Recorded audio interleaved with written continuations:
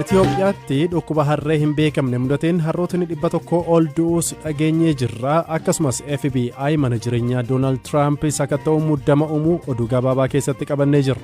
Saganticha kan isiniif dhiyeessu Anzaalaalam Taaddisaati. Ka jalqabaatiin filannoon biyyaalessaa Keeniyaa har'aa gaggeeffame seenaa biyyattii keessatti filannoo dorgommii cimaan itti taasifamu akka ta'e yaadama. Keessattuu itti aanaa pireezidaantii Wiiliyaam Ruutoo fi hoogganaa paartii mormituu kan ta'an Raayilaa Odingaa gidduutti dorgommii cimaan akka jiraatu eegama. Lammiileen Keeniyaa har'aa ganama sa'aatii 12 irraa eegaluun sagalee kan kennaa turan yoo ta'u amma sagalee lakkaa'uun eegalameera. Amma itti aanaa gabaasa qaba. Filannoo irra gaggeeffameen pireezidaantiin biyyattii Uhuru Keeniyaataan Kiyaambuutti argamuun sagalee isaanii kennaniiru. Kiyaambuun magaalaa guddoo biyyattii Naayiroobiif dhihoodha. Filannoon kun bilisaa fi haqa qabeessa ta'a jedhe namana. Hunduu haala sirriin deemaa jira jechuun erga sagalee kenneen booda kan gaazexeessotatti dubbatanii. Kuni guyyaa sagaleetti kenninudha. Kun guyyaa itti lammiileen Keeniyaa ba'anii nagaan sagalee isaanii kennanidha jennee abdanna. Sana boodas mana isaaniitti deebi'anii bu'aa filannichaa eeggatanidha. Kanuman jechuu qaba jedhee yaada. Filannoo har'aaf kan galmaan namoota miiliyoona 22 olidha. Hamma guyyaa keessaa sa'aatii 10tti kan galmaan keessaa walakkaa ol sagalee isaanii kennuu koomishiniin filannoo biyyattii beeksiseera. Kaaba bahaa Keeniyaatti buufatawwan filannoo hedduun nagaan banamanii turan. Haa ta'u malee bulchiinsi Waajiir Soomaaliyaatti dhiyaatutti hidhattoonni Alshabaab kanneen sagalee kennuuf ba'an doorsisutu gabaafame. Galgala keessa milishoonni miseensota garee kanaa ta'uun shakkaman qe'eewwan bulchiinsa Mandeeraa jala jiran irratti haleellaa akka raawwatan amanama. Qe'ee qarsaatti jiraattonni maqaanaaf dhoksaa jedhanii BBCtti dubbatan hidhattooti Alshabaab namoota sagalee kennuuf konkolaataan adeemaa turan buusanii konkolaataa ibiddatti qabsiisaniiru. Akka jiraattonni jedhanitti hidhattooti jiraattonni filannoo keessa akka hin hirmaanne dhorkaa turani. Dhimma kana gaafachuuf komaandara poolisii bulchiinsichaa Hilaarii Toorooyitiichitti bilbilus bilbilan kaafne. Ergaa BBC irraa ergameefis hin deebisne. Gama biraan Wiiliyaam Ruutoo wajjin itti aanaa pireezidaantii ta'uuf kan dorgomaa jiran Rigaatii Gachagua buufata filannootti meeshaan nama adda baasu isaan adda baasu waan dadhabeef yeroo dheeraaf dhaabachuun boodarra sagalee kennani. Meeshaan kun ashaaraa elektirooniksii namoonni osoo sagaleen kennin dura eenyummaa isaanii adda baasuuf kan gargaarudha. Dorgomaan pireezidaantii Joorj Waajaakooyaanis sababa wal fakkaataan sagalee isaanii hin kennine. Dorgomaan pireezidaantii biraa Raayilaa Odingaan immoo magaalaa Naayiroobii bakka Kibraa jedhamutti sagalee isaanii kenniniiru. Yeroo sana achi ga'an deeggartoonni isaanii cookan isaan simatan. Pireezidaantiin itti aanaa Keeniyaa yeroo ammaa pireezidaantii ta'uuf dorgomaa jiran Wiiliyaam Ruutoo bu'aa filannoo adeemsa sirrii ta'e hordofee fudhachuuf qophii akka ta'an gaazexeessotatti himaniiru. Rakkoon kan uumamu yeroo sagaleen kennan osoo hin taane uummanni bu'aa filannoo fudhachuu diduu irrattidha jechuun dubbatan. Bulchiinsa Naakuruu lixaa bakka bu'uun miseensa paarlaamaa ta'uuf kan dorgomaa jiran Deevid Gikaariyaa ammoo bakka wiirtuu filannootti nama wajjin wal loltaniitu himata jedhuun to'annoo jala oolfamuu isaanii poolisii naannichaa mirkaneesseera. Filannoo Keeniyaatti adeemsifamaa ooleen kanneen taajjabaa jiran keessaa namoonni siyaasaa Itoophiyaas keessa jiru. Ministeerri muummee duraanii Hayilamaariyaam Dassaalany, pireezidaantiin duraan Itoophiyaa Dr. Mulaatu Tashoomaa akkasumas hoogganaan paartii mormituu Profeesar Mararaa Guddinaa warra hirmaataa jiran keessaati. Guyyaa har'aa lammiileen Keeniyaa ganama sa'aatii 12 eegalee hamma galgala sa'aatii 11tti sagalee isaanii kennaa oolaniiru. Namoonni sa'aatii 11 dura sagalee kennuuf hiriiraa turan balballi wiirtuulee filannoo cufamanis sagalee isaanii kennuu akka danda'an taasifameera. Marsabeet irraa namootni waayillikoo ammayyuu taanaa dubbisee haala filannoo naannichaa akkamiin akka ooles dubbatanii jiru. Ruuqiyaa Waariyoo Tsoole har'a Keeniyaa guutuun kuraa dha'utti jiru. Ati kura dhoote? Eessatti? Badaasa Pireemali. Meeqa kaate? Sa'aatii 12 fodakka. Ganam? Ganam. Hin qorruu? Hinjira bakka maal taanree haanee saliiwwanni riingisi guddanami baay'een naan bakka qaxay ganama dhaqqabannee namni filanne pireezidentii dhoofnee gabanaa dhoofnee senetaa dhoofnee wuumeen rep dhoofnee MCA dhoofnee MPlee dhoofnee.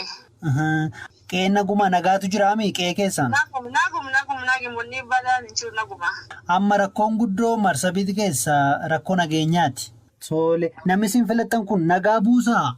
Namni hojja waajjee onni keessa laaffisinum nagaa buusa namni cuuf qara oolkii oo barbaada namni nagaa barbaadanii jiraa miti. Maqaan kiyyi Nuura Dheeraa. Nuura Dheeraa. Eessa qubatta? Kinaa. Kinaan kun eessa? Isiolo County? Isiolo South Constituency. Har'a kuraa yadhooftee? Yadai. Eessa achuma immoo? Artumaatti. Nagumaa naguma rakkoon dhalannee? Wanni dhiba tokkollee hin dhumne. Ammutanaallee dha'uu jiranii. Polling station kagariyaa hidhaanii kanami obbaafate. Kanami obbayini bakka nami cuftiinu obba'uutiin himuu jenne.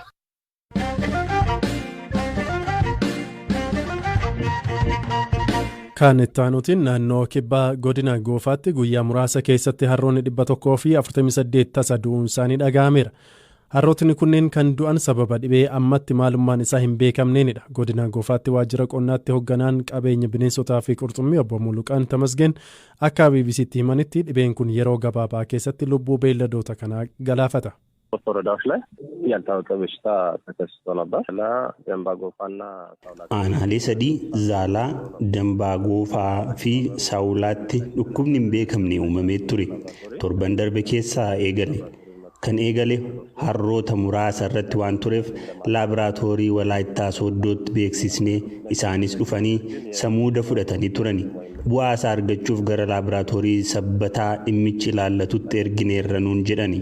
Ta'us garuu mallattoon dhukkubichaa dhibee Afrikaan horse sickness ka jedhamu waliin wal fakkaata. Mallattooleen kunneen ofirra naanna'uu, hollachiisuu, morma isaanii dheeressuu yookaan hiixachuu fi darbee immoo oomacha diddigguudha. Mallattoon kun erga irratti mul'atee utuu hin turin sa'aatii gabaabaa keessatti lubbuun isaanii darba. Hangammaatti aanaalee sadan keessatti harrootni 134 ol ta'an du'aniiru. አሁን ባለው 134 አካባቢ ነው የሆነው የሶስቱም ማለት Harrootni dinagdee fi jireenya guyyaa keessatti uummata keessatti ga'ee guddaa akka qaban kan himan obbo Muluqaan beelladoonni kunneen uummataaf bu'aa isaan buusaa jiranis himaniiru. አዩት አሁን ላይ በጣም አንደኛ ሴቶችን በጣም harroonni beeladoota baay'ee barbaachisoodha. Keessumaa dubartoota guddaa gargaaru. Fakkeenyaaf qonnaan bultoonni yeroo manaa gara oobdiitti yookaan gabaatti yookaan gara mana baaburaatti midhaan geessan kan isaan itti fayyadaman harrootadha. Kun ammoo tajaajila isaan kennan keessaa isa guddaadha. Dabalataan ammoo magaalaa keessatti tajaajila geejjibaa gaarii ni kennu. Kuni namoota madda galii ta'eeftu jira. Aanaalee lamaan Zaalaa fi Dambaa Goofaa keessaa harroota 25,000 ta'antu jira. ወረዳ 25,000 ያክል ነው ማለት.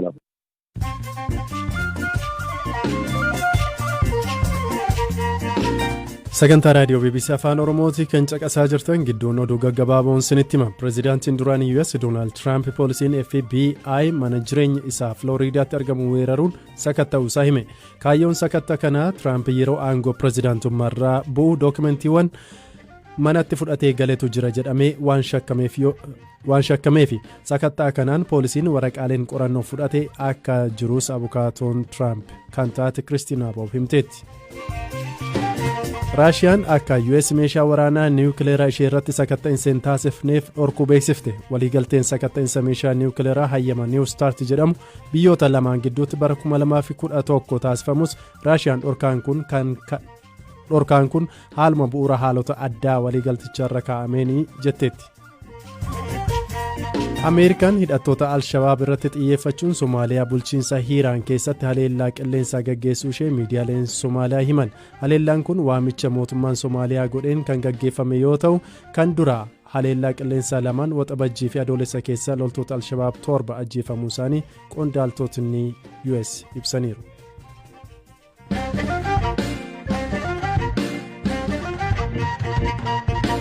Kaayitaanutti yoo ceenu godina Guraageetti har'a hojjettootni mootummaa fi namootni hojii dhuunfaa irratti bobba'an kaanis duula lagannaa hojii gaggeessuu himame.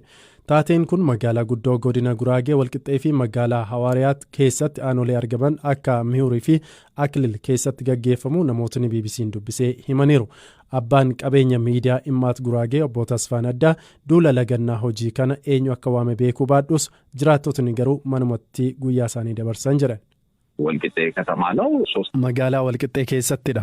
kutaa bulchiinsa 3tu jira. 3 keessatti iyyuu haga gubreetti lagannaan hojii gaggeeffameera.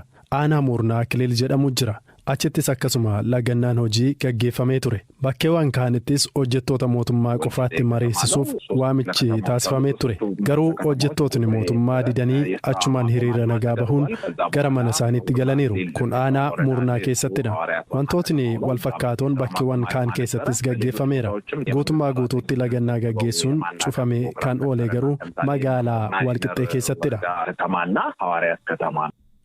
sablammiin guraagee akka naannootti hundaa'uuf kilaasteraan gurmaa'uu qabdu yaada jedhu mormuun hiriira bahuu fi duula lagannaa hojii kana gaggeessuu walitti qabduun boordii shoongoo guraagee addee Zaayidaa Giza'u himaniiru. jijjiiramni kun fuuldura yeroo bulchiinsa TPLF keessa naannoleen yeroo hundeeffaman warra kaan waliin hin hundeeffamnu jechuun diduun mormanii ture. bakka bu'oota 33 bakka buusuun ture kan mormii ba'an. jalqaba mormii kana kan jalqabe sablammii guraageeti. kun naannoo kamiyyuu dursuun gaaffii dhiyaatedha. garuu gaaffii isaanii kana nama deebisuuf hin arganne. amma uummatni gaabbii fi dheekkamsa keessa galeera. humni addaa fi humni ittisaa lakkoobsaan kan uummata caalu galuun jalaa diigeera. gaaffii walqixxummaa gaafachuun qofa waan dhiibbaan irra ga'eef uummatni addunyaa nuuf haa beeku jechuun mormii ba'aniiru. kilaasteraan gurmaa'uu kana maaliif morman jennee miidiyaa hawaasaa irratti dhimmicha kaasuun kan beekaman obbo Tasfaas gaafanneerra. የክላስተርነት ጥያቄ ከዚህ በፊት gaaffiin kilaasteraa isa kana dura ture caalaa eenyummaa guraagee kan balleessudha jennee amanna. kilaastera kana keessa yoo galu eenyummaa isaa guraagee jedhu qabate osoo hin taane aanaadhaan qoqqoodameeti. kanaafuu maqaamti guraagee jedhu iyyuu caasaa mootummaa keessaa bada jechuudha. sana booda waanuma naannoo kibbaa ture irra deddeebi'uu ta'a malee faayidaa hin qabu. magaalli guddoo yeroo hawaasaa tures akkasuma miidhamaa turre. kanaafidha kan mormaa jirru. dur akkam ture jennee yoo ilaalle 1983 dura shawaa keessa ture. magaala guddoo isaa walisoo fi zuwaayee godhachuun ture. yeroo sanas gaaffiin naannoo ka'ee ture. jaarsolii hedduun mormanii ture.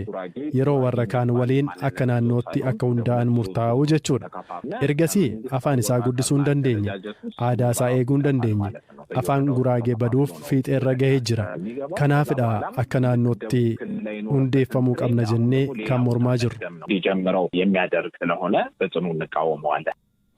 manni maree godina guraagee waggaa 3 dura naannoo ta'uuf yaadicha raggaasee dabarsuun deebii gahaa osoo hin argatiin turuu kan himan aadde Zaayidaan ammas dhimmicha hordofaa akka jiran ibsanii jiru. kabajamtoota dhaggeeffattoota keenya sagantaa keenya osoo hin xumuriin dura oduuwwan gabaaboo hafan keessan isinitti hima. kooriyaa kibbaa magaalaa guddittii Sool keessatti rooba cimaa roobeen yoo xiqqaate namootni 8 du'anii 14 ammoo madaaniiru. rooba cimaan wiixataa galgala roobeen daandileen fi buufataaleen geejibaa baaburaan kan liqinfaman yoo ta'an kun rooba cimaa waggaa 80 keessatti argamee hin beekne akka ta'es ibsameera. haleellaa waxabajjii keessa mana amantaa magaalaa Naayijeeriyaatti gaggeeffame walqabate shakkamtootni to'annoo jala oolfamuu isaanii humni waraanaa biyyatti ibseera. haleellaa waldaa amantaa kaatoolikii irratti gaggeeffame kanaan namootni 40 ta'an ajjeefamuu isaaniis ni yaadatama. sagantaa har'aatiif qabanne asumarratti xumurreeti kan jiru. saganticha kan isiniif dhiyeessan Zalaalamtaa Addisaan ture. qopheessituun sagantaa kanaa immoo Firaafolee Dhugaasaatii Daawit Deevis Maaswaaruu akkasuma gama ogummaa teeknikaatiin waliin turtii taasisee jira. odeeffannoo dabalataa marsariitii BBC Afaan Oromoo irraatii argachuu dandeessu. halkan gaarii.